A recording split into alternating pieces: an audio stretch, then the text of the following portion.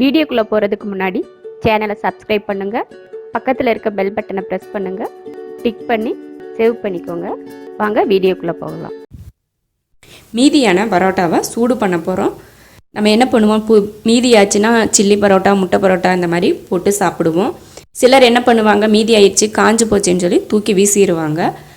ஆனால் அப்படியெல்லாம் பண்ணாமல் மீதியான பரோட்டா அப்போ தான் செஞ்ச பரோட்டா போலையே சூடு பண்ணி சாப்பிடலாம். அது எப்படின்னு பார்க்கலாம். இப்போது பரோட்டாவுக்கு மட்டும் இல்லை, சப்பாத்தியும் இதே போல் பண்ணலாம். இப்போ எப்படின்னு பார்க்கலாம். குக்கரில் தண்ணி ஊற்றிடலாம். கொஞ்சமாக, நிறைய வேண்டாம், கொஞ்சம் ஒரு இந்த செம்பில் அரை செம்பு தண்ணி ஊற்றியிருக்கேன்.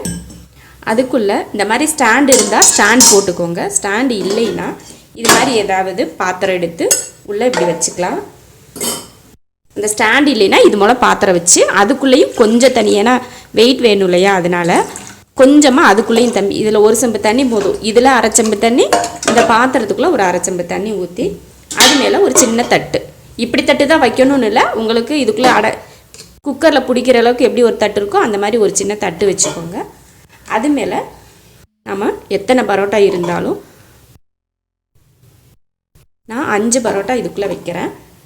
இந்த தட்டு மேலே 5 பரோட்டா வச்சுருக்கேன். வச்சுட்டு எப்பவும் போல் நம்ம குக்கர் மூடி இந்த மாதிரி கேஸ்கட் போட்டு மூடி வைக்கிறேன்.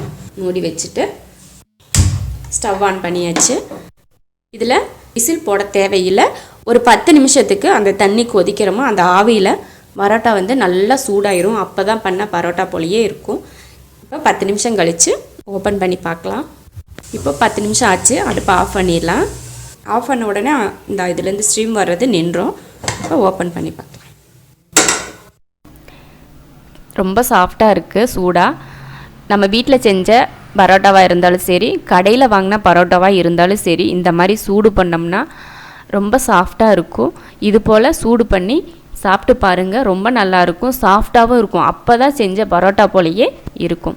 இதே போல் தான் சப்பாத்தியும் காஞ்சி போச்சுன்னா தூக்கி வீசாமல் இது போல் சூடு பண்ணி சாப்பிட்டுட்டிங்கன்னா ரொம்ப நல்லாயிருக்கும். எந்த பொருளையும் வீணாக்காமல் இது போல் செஞ்சு பாருங்கள், ரொம்ப நல்லாயிருக்கும். பிடிச்சிருந்தா லைக் பண்ணுங்கள், மற்றவங்களும் பார்க்கணுன்னு நினச்சா ஷேர் பண்ணுங்கள், மறக்காமல் சப்ஸ்கிரைப் பண்ணுங்கள். நன்றி.